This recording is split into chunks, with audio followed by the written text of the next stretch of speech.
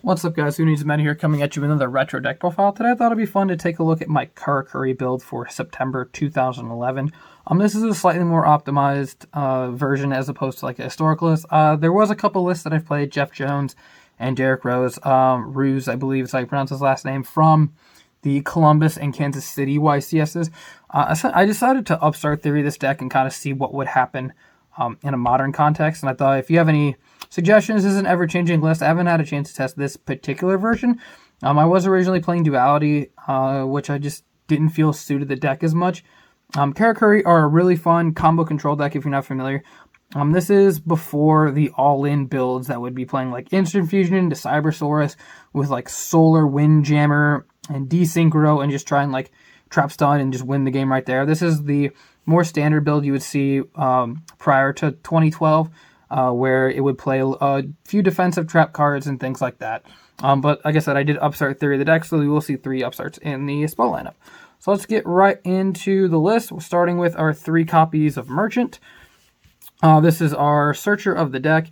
If you want to know, they all have the effect of they have to attack if able, and they have to they change their battle position when they're attacked. Some Karakuri say if they're in attack position, change them to defense, and some say just change their battle position regardless. And if you want to know which one is which, if you like a little shorthand trick, if it's from Star Strike Blast, which this card is, it will change the defense position, and all the other ones from like Extreme Victory and whatnot will change to just change the battle position in general. So that's your searcher. It searches for a Karakuri card. We don't play any of the spells or traps though, so it only searches this guy searches monsters for us. We have our 3 double summon, our 3 Ninishi. This allows us to normal. It's good that it's only a normal summon, because this deck can get absolutely trucked by Maxx if you really want to go all in. So, yeah, if you want to go all in, you can, but this is, this is your double summon. We play 3 copies of Kuick. This is the one that special summons when it destroys a monster by battle. This is a really good late game card, because we can use it to run over something and then special summon a Karakuri monster. I do not play Lance, but it is a thing to play Lance. Note it does summon in defense position, so it's not like you use this as like a game pusher or anything like that. But it is a good way to make another Synchro monster. We have 2 of our soldiers. This is the battle one, destroy by battle. So this is our recruiter. It's our floater. This is a really good turn 1 set if you don't have one of your turn 1 plays. This deck needs 2 monsters to go off. You essentially need to be able to put 2 monsters on the board, synchro summon, and they can go from there. And if you can get 3, your Bureis and Bureidos can summon from the deck, and you can keep going and keep going. And the goal is to just make one big push, stall until you get there. And then the last 2 Karakuri monsters you play are the 1 Strategist, which will change the battle position of a monster when it's summoned. You can combo this with Bureido to just draw a card, or you can do this to target like a set monster and just kind of ram into things for game. And then we have our 1 Watchdog. Its effect doesn't really come up. It like buffs everything whenever you take battle damage. It's really weird. It's just a level 4 tuner. You just need a level 4 tuner to get from the deck whenever you play. So this is the card you just like don't want to draw. These 2 essentially don't want to draw. This has actually a decent, like a little utility if you already have a field.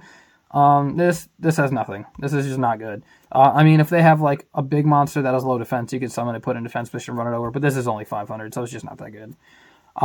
We play our 3 copies of Genex Neutron. This card dodges Valor because it's an optional effect to add and not a mandatory, so we can make our opponent wear off Valor beforehand. So you can't Valor this card, but it searches in the end phase, so that's kind of how you get around it, but it's just one of our generic searchers. I like this card a lot. Some builds play 2, some builds play 3. It's player preference. Again, 2 Cyber Dragons, because again, putting 2 monsters on the board. It's like Valor and effect negation, like insurance. If you have like an Ninishi play, where you want to use your double summon, and they Valor you, and you're just stuck with this 0 attack monster that can't do anything. I mean, it will change to 19 to defense, but then they can just attack it again, and it's going to change back to attack position if they put 2 monsters on the board, so not that great. So Cyber Dragon helps you mitigate being Valored by specialing and then normal summoning, and then you can go into your double summon play. 2 Thunder King. This is just a really good monster of the format. Like, this card just is good against plants. It's good against agents. It's okay against Dark Worlds, kind of. I mean, it stops snow. And then I guess you can technically negate Grapho, but like, it's just not good. And then the last monster is 2 Maxx because Maxx is the best hand trap of the format. So that's it for the monster lineup, and we'll get into the spells. We have our 1 Mind Control. Again, this is a synchro deck. We play all kinds of levels. So we can just take, if we take a tuner, we're good. If we take a non-tuner, we're good. Just kind of your good spell. And then we have 1 Pot of Avarice to put everything back. This card is really important because if we go through a whole huge play and we don't win the game, we need to be able to put our synchro monsters back to be able to make them again. 1 Book of Moon, standard defensive card. And then 3 Upstart Goblins. So this is my replacement for Duality because I want to be able to go off whenever I want. So I feel like 3 Upstart Goblin is really good, and it's a spell that we can discard if we want to make Landoise. We have some your kind of your Trinity here: Dark Hole, Monster Reborn, and Heavy Storm. Again, this is their standard Trinity, the best cards in the format, best spells. And then I'm only playing 2 MSTs. You can play Lances in this deck as well if you don't want to Upstart Theory the deck. Trap Stun is also an option if you wanted to go to the Trap Stun route. Both are valid. You can even cut Lances or cut these for Lances or Trap Stun if you just want to go that way. MST is just a safer play. And then onto the traps here. Done with the spells. We have our 1 of Solemn Judgment, our kind of Omni Negate, and then to go along with it, we have the 2 copies of Solemn Warning. These are the Solemn Brigade. This is the last format. We have Trap Dustshoot, so we have 1 of Trap Dustshoot. You could tell Konami just really didn't like this card by their March 2012, ban list explanation. If you've never read that article, I highly recommend it. It's quite comical. And then we have our 1 Torrential Tribute. And I've opted to go with 2 Bottomless as the last trap. These can be D-Prisons if you opt to go that route. Can't hurt. Again, player preference. I just like Bottomless because I like the summon negation thing. That, and if you see a Cyber Dragon game 2 and 3, you might see a Chimera Tech, so you might want to Bottomless that before they Chimera Tech your whole board. So that's the logic behind Bottomless. Now we'll get on to the extra deck here.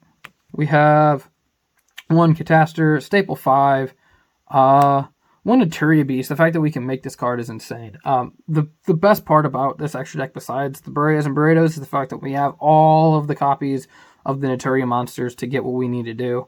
For 6s, we have 1 Brio, and of course, most will play Orient Dragon, but again, we're all Earth, so we can play Naturia Barkion, and this is kind of our big safety play. The fact that Burei and Bureido can get levels 2, 3, and 4 from the deck means we can just really make whatever we need to make at the time, so this is kind of helpful for that. Again, standard 7, 1 Black Rose. 1 Landoise. This is actually slept on a little bit. Some lists played it, some didn't. Because we have the Upstart Goblins, we have enough spells. The deck does play 11 spells, so we do have enough spells to discard for our Landoise to, effect negate. This can really slow the game down. We have 2 copies of Burei. This is probably the more made one than our 8, but this one, again, they summon from the deck, and you could change the battle position of a monster, and then it combos well with our Bureidos, which when they change the battle position of a monster, you get to draw a card. Karakuri changes battle position, draw a card. It's not any monster. I have seen people mind control this card just to draw, which is pretty funny. Just mind control it and change the defense position. The other, of course, Staple 8, Stardust and Scrap Dragon. 1 Trishula, that's the last of the Synchro monsters. And then we have 1 Leviathan Dragon. This is okay, so I went with this over Levier because I don't think Levier does anything in this deck, really. And you do need a rank 3. That means it's not out. Because if you open double Ninishi, you want to be able to do something if you have 2 tuners, or if you have Ninishi Strategist or something. If you have 2 tuners, you want to be able to do something with them. So this is probably the biggest threat that you can do. And then I will have to go with 1 Utopia for the rank 4 over Roach. I feel like if Kuick summons another copy of Kuick or summons a copy of Nisamu, which is the battle destroyer. I wanted to be, if I'm in that position, I feel like I need to stall to like get where I need to get. So I feel like this is a good way to negate and protect your monsters until you're able to build up enough field presence. So that's just my opinion on it. And then we'll get on to the sideboard. So before we get into the sideboard, I'd like to show a couple decks that we could be siding for. Of course, we could be siding for the plant matchup, Billy Break Plants. He popularized the deck. The deck was obviously hit pretty hard on the September list, but it still proved to be good, winning both Toronto and Columbus, which is what the format is based on.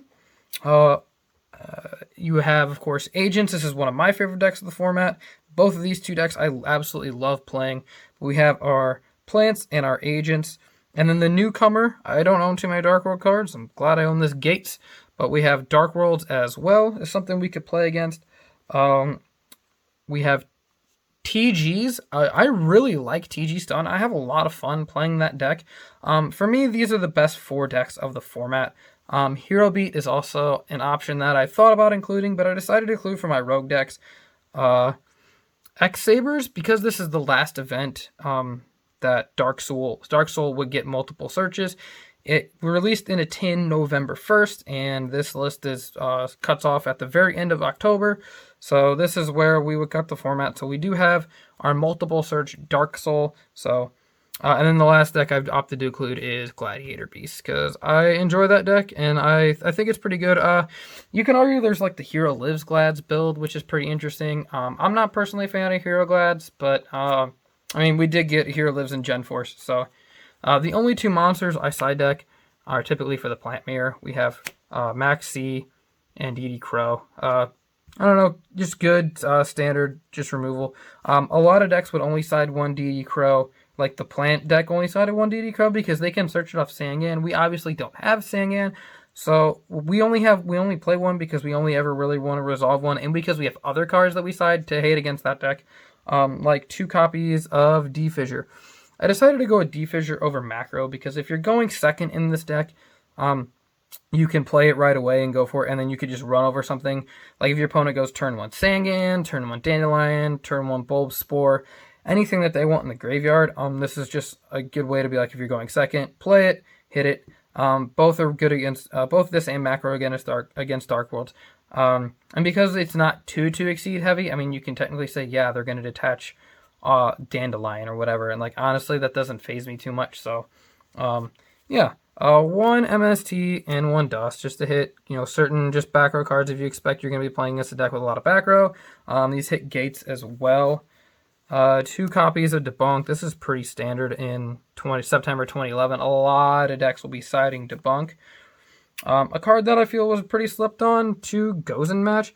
I couldn't decide if I wanted this or Rivalry. I felt Gozen was better in the hero matchup, and then again, if you randomly see 6 Samurai, but it does lock you out of Cyber Dragon and Genex Neutron because they're both light. So if you are worried about that, you can go with Rivalry and you can still summon those cards, but these still give you access to Landoise, Beast, and Barkion, which are really important. So it is, you know, what you decide to do.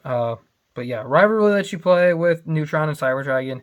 This lets you play with Beast and Barkion. It's really up to you. And then again, you do, I guess, technically get Catastor with Rivalry. So, 2 Shadow Mirrors for Dark Worlds. I love this side deck because of all of these Floodgate things. 2 Light Mirrors for Agents. And then the last card is 1 Chimeric Fortress Dragon, because I couldn't find room in the extra deck, and I didn't want to cut Landoise or Utopia, and that's probably the 2 cards that I would cut, but Landoise is really good, and I want to have access to a rank 4. I don't have any duels with the Upstart Theory in the deck, but I do have plenty of duels of me playing this on the channel. They will be in the description.